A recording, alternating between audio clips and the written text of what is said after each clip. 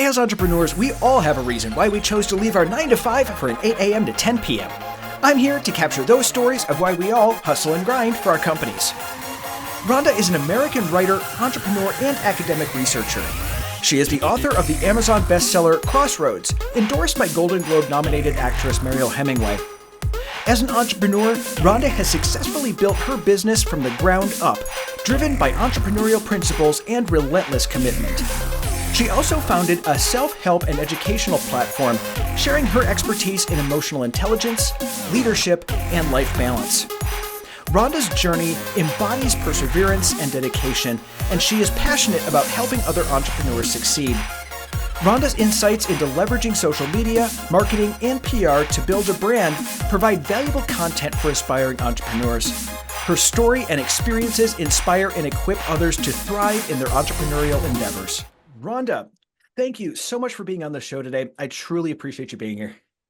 Thank you. Thank you for having me. And I can't wait to get into this conversation. It was so offline. We had such a good conversation about the importance of having passion in our lives. And I think that your listeners today will really enjoy the collaboration, because I think that all of us need that inspiration and validation that we're on the right path, even sometimes. And I love that you said that, because so often as entrepreneurs, we get into we don't usually come from families that are entrepreneurial. They have no idea what the hell to do with us.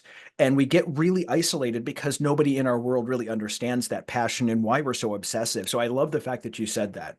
Yeah. Well, thank you. Thank you. Now, my experience is a little bit different because my father and mother were entrepreneurs. Oh, cool. I did have an example. And then if you would talk about my grandfather, he was kind of an entrepreneur, but he did own a bar when he was older. But when he was younger, he was a machinist, and he was a storyteller, though. So I think that kind of started the entrepreneurial passion in all of us, because he would talk about the recession, the Great Depression, and all the things that he went through, and he could even bring to life those experiences of having to try to find a job through creativity during the Depression years, and make a 15-year-old girl or an 8-year-old girl, whatever age I was when he repeated the stories, wouldn't be living in those times and try to find a job during the Depression. So, entrepreneurship is all about the creativity and the passion for something and creating something that's your baby. And so I think that those two kind of influences had a big effect on me finally jumping into the entrepreneurial bathtub. Now, that is truly interesting, because, of course, we all know the Great Depression was, a time when it was very difficult.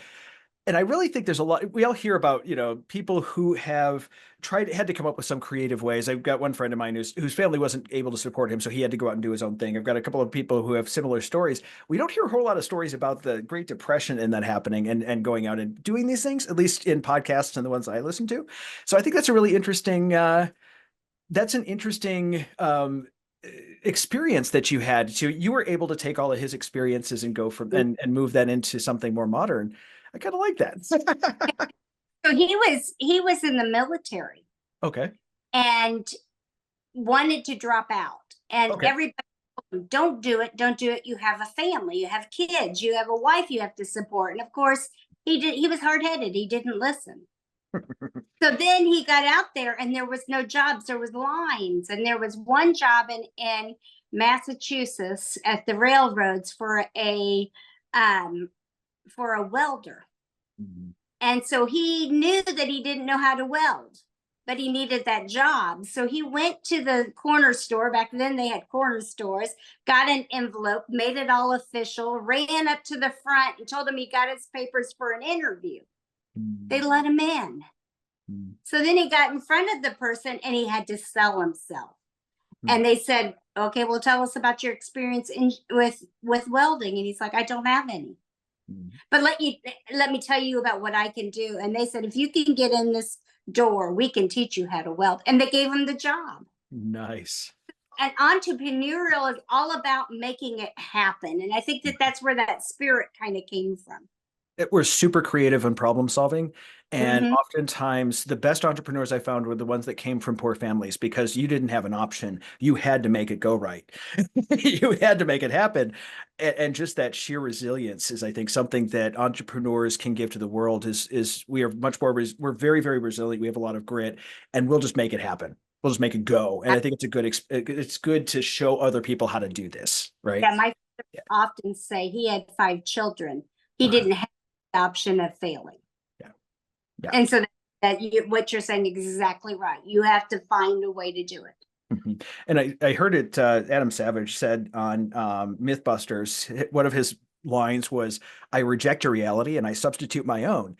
And I think as entrepreneurs, that's what we did. Where you said your grandfather was hard headed, I think it was, I reject your reality, I substitute my own. I'm going to do my own thing. Yeah. Exactly. Yeah. Def- So now let's fast forward a little bit. I know, so let's get into your story a little bit here. As far as your background, you have an MBA. You're an entrepreneur. You're also a published author. What what has your what has your journey looked like so far? Like what I like to ask people sometimes is what is your ninja skill? We heard your bio, like a little bit of the bio in the intro, but I love to hear people say it in their own words because sometimes there's something different that doesn't translate in a bio. What's your ninja skill? What are you really good at? People. Hmm. I like to know that I have built people. Okay.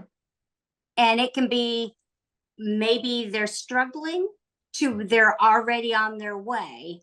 That my ninja skill is achieving not only my personal goals and aspirations, but helping others achieve theirs. And I think as a leader, that has a big influence on how well your organization or even the people in your life do. Because when you're feeling fulfilled and content because you've accomplished things, that's one thing, but you feel a whole level of fulfillment and achievement when you've also helped others. So I've built my entrepreneurial life on my academics, which is helping people build strong foundations and become life learners and overcome their own challenges and obstacles, because I've had my own, you know.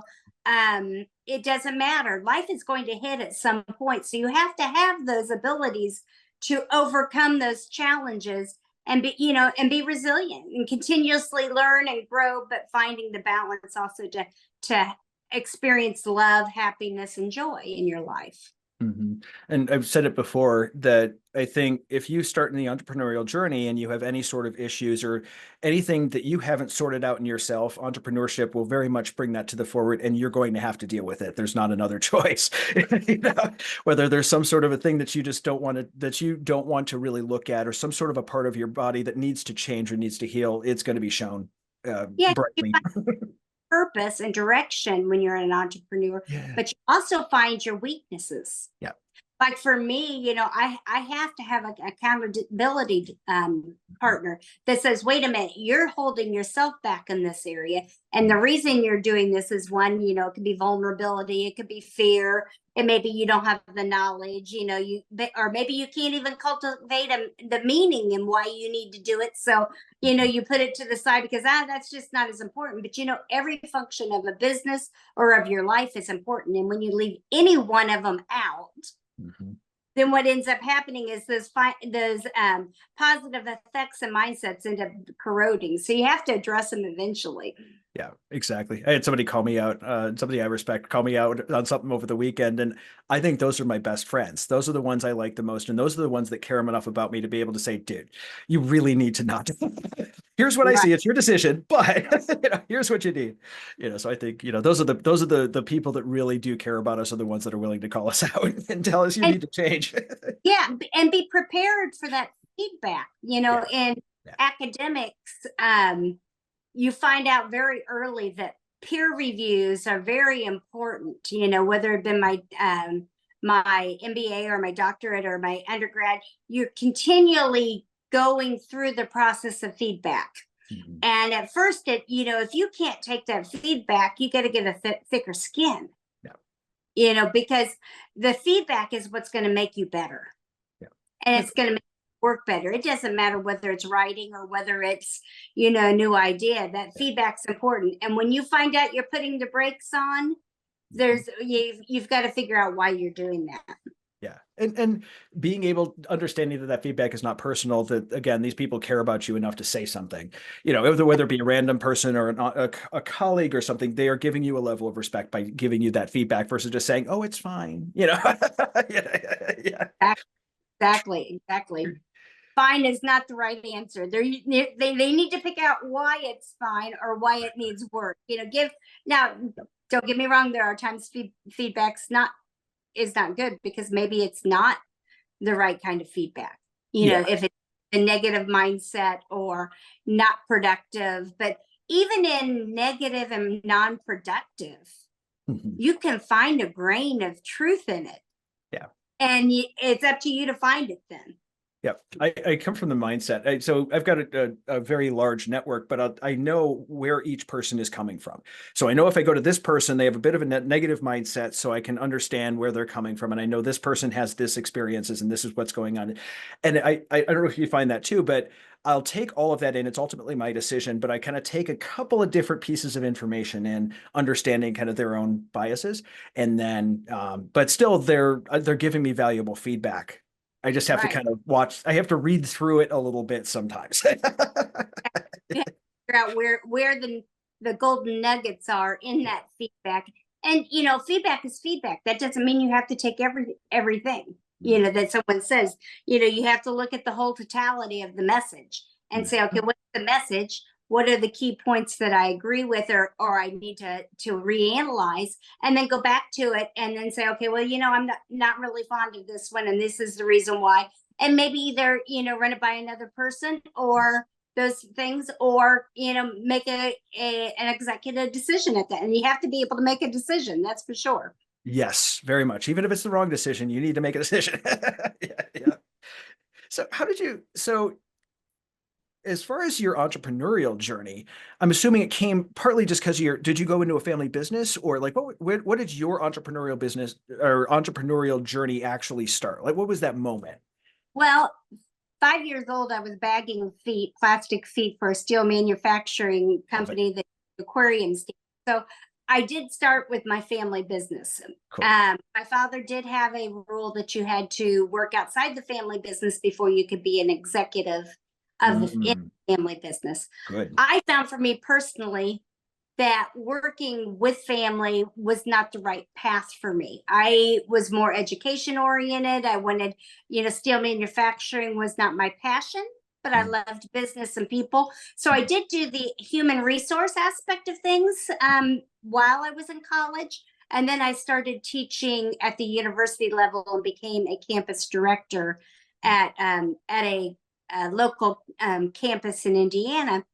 And I thought then that was going to be my journey. I had passion for developing people, so it worked well. I went from the HR into the academics and the campus, being a campus director and teaching business at that level. I thought I had my whole purpose and destiny and passion all wrapped up in one. And then life had another story for me. And it worked out. You think tragedy is not purposeful sometimes, but the first one was I lost my mother, and then I lost my son, and one was to cancer, one was to a workplace violence act, and all of a sudden I saw this whole new world, and the entrepreneurial part of me came back, and survival. Because going into a college campus with the same age group that was my son's age was very painful. Yeah. So I said, what is it that I see is needed out in the world? And I found, and this is a big part of the entrepreneurial process, is what is your answer to a problem? And that's the very first thing of an entrepreneur is you have to solve a problem to have a business. Yeah. And the problem that I found, and especially, in the group that I was teaching and working with at that college level, was life was changing and was becoming more tech oriented. And that meant a lot of people that were already in the business world didn't know how to do resumes. They didn't know how to approach the job market anymore, because the old way of just doing the resume and mailing it in no longer was applicable. Yeah. And they didn't know how to do transferable skills, and you had a lot of people being laid off in the manufacturing realm. And so it became real important for me, as I started teaching at the more adjunct rather than being on the campus full time, that I start teaching and reaching out to these groups that felt like they were underserved and being left behind by technology, and didn't know how to, whether it be a high school grad that decided not to go to college, or whether it be someone that had worked the same job for 20, 30 years and needed to be new skills. How were they going to develop themselves to still be the same positive, productive person in today's environment? So I started, here's that entrepreneur, all those stories of survival. I'm like, you know what? Let's just start doing business writing and career development for people. And you can do it from your home, and you can mourn your son, and you can do what you need to survive. At the same time. And then all of a sudden I realized, as the floodgates, the demand was even bigger than I thought it was going to be. And so I started doing this on a daily basis and working with people one-on-one. Okay, let's get your resume together. Where do you want to go? What do you want to do? What college classes do you need to take? Where do you need to go? And we built, and I was able to build. But there's only so many people in Indiana, and I didn't want them all showing up at my front door every day, So I'm like, okay, how in the world am I going to be more successful and spread the news that you can be successful no matter how smart or how intelligent you are? And so I'm like, okay, Craigslist. Let's put an ad on Craigslist. So I got all the Indiana business that way. And then I'm like, well, there's lots bigger cities than Indiana, but you know what? That means you had to put money into it. And this is where the entrepreneurs out there will really appreciate the storytelling, because I went to payphones. Why payphones? Payphones don't exist anymore, but you had to have a code, and then you got a free ad. So I would go to one payphone, it would call me back. I'd get the code. I have a free ad in New York now. I go to another pet, I have a free ad in LA. I had a free ad in Chicago. And that survival mode that was instilled in me. And that's why, even when you're talking to your young people that maybe they were like me and flunked. Yes, I flunked kindergarten. Oh, no. Yeah. They can still be successful if they have those survival skills.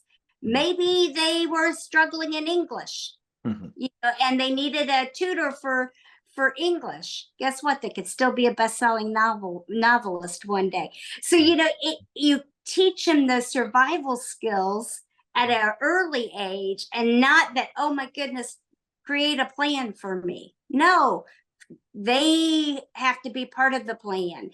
And we learn then that our self-awareness and our ability to self-regulate under stressful situations, whether it's life hits or whether you failed because you hit, it doesn't matter. It's still the same result. You have to pick yourself back up and then go out there and be motivated and inspire yourself to be the best version of you.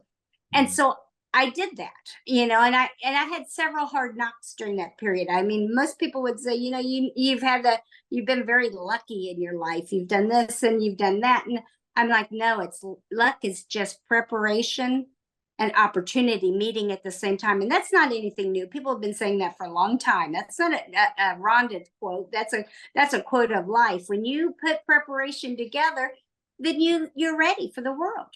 Yeah. So I have the saying where some people are an example of what to do, some people are an example of what not to do, but both are good examples. And so what is one of those things that you've had to overcome? Like as far as like business, for me, it was a $15,000 marketing campaign that didn't have a single lead from it. You know, Oh there's my, something else. We all have stories about it because probably for every one things went well story, we've got 10 things didn't go well stories. But well, this is there one thing that you had to overcome? went well. I had too much work and I haven't had to do business. And because of me servicing those people, I've Mhm. not had to go out there and do the $15,000 Good. problem. I would say to me the thing that I didn't do well is knowing my own worth Mhm. and be charging what I was worth and knowing what the market is and being able to ask for it. It's very important for an entrepreneur to know what the market cost is. Mhm. If you know your cost and you know what people are charging, and you really have to know what that competition is doing out there. From an entrepreneur, from a teaching standpoint, and a mentoring standpoint, at the beginning, it was the ability to say no Mhm. and say, no, this is your responsibility to do. I can help you create the plan, but I would want to take it over and do it for them. Yeah. And when you do that, you're disabling a person. They can't do it for themselves the next time. Yeah, they don't learn that grit, and they don't learn that what us as entrepreneurs know is the freedom of being able to handle any situation happens to come up, anything that goes on. I know that I will figure out a way to make it work. And so, you know, giving them that ability to say, it's like with kids, you know, we don't always, you know, trying to always give a kid something, or when something happens, you always clean it up, or when something goes wrong, you always fix it. You're not giving them the coping mechanism. I heard somebody the other day say that whenever his kids used to come to him, like say a toy car was broken, like the wheel had fallen off, they give it to him. He gives them back and goes, no, here, figure it out. And they did. And then rewarded, like, you know, told them how intelligent they were for fixing it themselves, and, you know, gave them positive feedback for it. And he said it was the greatest way to make resilient kids, you know? Yeah. So I think we all, even as adults, we need to hear that. Definitely. You have to surround yourself with people that care enough to bring that positivity out of you. And then you also have to take care of yourself enough to know when to say no. Exactly. So now, going on, you also wrote a book. Tell us a little bit about that book, please. It's called Crossroads. So Awesome. Crossroads is a passion of myself, and it's actually it's got a sequels to it that's coming out. But Crossroads is about a woman from Indianapolis, the year's 1982, that her life balance is all out of whack. She's a workaholic. She believed everything that they teach you in the blue collar world of, you work hard, you excel, you just keep on striving. And what you end up doing when you do that is you're out of balance in other areas of your life. So it's a crime thriller Mhm. that things start happening to her because one, she gets pulled out of her daily routine, which is for a jury, Yeah. and she tries to get out of it because she's a workaholic and she needs to work. Uh, And the other, because she's simply not paying attention to her life starts falling apart because she's in this whole nother thing. And so it's like an Agatha Christie feel where hmm. you're trying to figure out the clues of who could be doing such terrible things to this person that's striving to be good to everybody. Mhm. And it was endorsed by Merrill Hemingway, Hmm. which is a big name for readers out there. Uh-huh. Where, for those that are a little younger, you may not know, she's the granddaughter of Ernest Hemingway, the great author of Old Man and the Sea and several that we have to read when we're kids. And one of the reasons she chose it for her book club, and then she also released a YouTube video out there called Merrill Hemingway Praises Rhonda Parker Taylor, is because all of my characters, because I'm not an English major. Hmm. So I took my academic background in research and did soap notes, medical soap notes, which is taking and saying, okay, they had this illness when they were a kid, and their parents died early, and this person has anxiety and a DSM version of schizophrenia. And so I go through and I diagnosed all of them first. And then when I write it, it makes their behaviors kind of real. And Meryl liked it because we all come to a crossroads sometimes in our lives where we realize that the decisions we made were, simply not the ones that we were intended to do. And that's not where our passions are. And in Paris's case, she has to evaluate those as she's watching these young men in the legal system, and she's realizing, wait a minute, this is a world that I thought there was good and evil, and and there's always a winner and a loser, and she's looking through this process, and meanwhile everybody around her is getting sick and dying, and she doesn't know why, and she's like, what's happening in my world? And Meryl put at the end of her video, she said, even chocolate has an expiration date. And we all, just like, whether it be me and my teaching or, one of your projects that you've worked, there's an end that you have to make those decisions. And so it really drew her into the book itself to realize that, I'm hoping that when people read it, that they're like, okay, wait a minute, let me reevaluate, because really there's more than one area we should have goals on. Yeah. To me, there's at least 13. Some people have more. And so there's another book coming out. It's called A Journey to Life Balance. And it's a self-help workbook. Because if you look at what our lives contain, if any one thing's off balance, guess what? We're gonna fall, we're gonna fall down and get out of whack. So if you do an actual SMART goal on all 13 dimensions, your spirituality, that doesn't mean religion. I'm talking about, are you in tune with nature? Are you in tune with who you are, who your purpose is? Are you in tune with your financials? Are you throwing the past due bills in a junk drawer somewhere, and really you only have two, but it looks like 100 of them that you need to pay? Are you setting goals in your personal integrity? I used to be one of those people. I'm very mindful about integrity and doing the right things, but I used to pride myself in getting into organizations by the back door. I had to myself when I did it one time, because it's like, oh, wait a minute. My core value is ethical principles. That means I need to nurture those relationships so I can walk proudly through the front door. Our romantic partnerships. What about our intellectual growth? Are we nurturing it? Have you opened up your blinds to see your house? Your home environment. So there's so many things in us that if we nurture it, then we become balanced, we're more happy. And we're not comparing ourselves to others. Yeah. Awesome. Yeah. So you've got that book. When is the next book coming out? Do you know? Because this podcast, we're recording it quite a bit before it's going to be released. December? Okay, cool. So yeah, so it should be on the shelves by the time, well, make sure that there is a link in the description to both books. So that way then they'll have it too. So awesome. Well, talking about books, I always have one question that I ask, and that is, what is one book or podcast that has had a significant impact on your life? Well, there's several, but let me tell you the one that probably set me up for my journey as a businesswoman. And that's one of all of the Daniel Goleman's emotional intelligence book, which made me do a study that's world renowned now by the UN Global Combat Committee, which is, I tested multinational leaders. And the reason why I like those books and those series of books is because it tells you that you don't have to have the highest IQ and be the brightest bulb in the group. You have to be able to manage yourself and others. And when you can do that, you can be more successful than anybody with the highest IQ.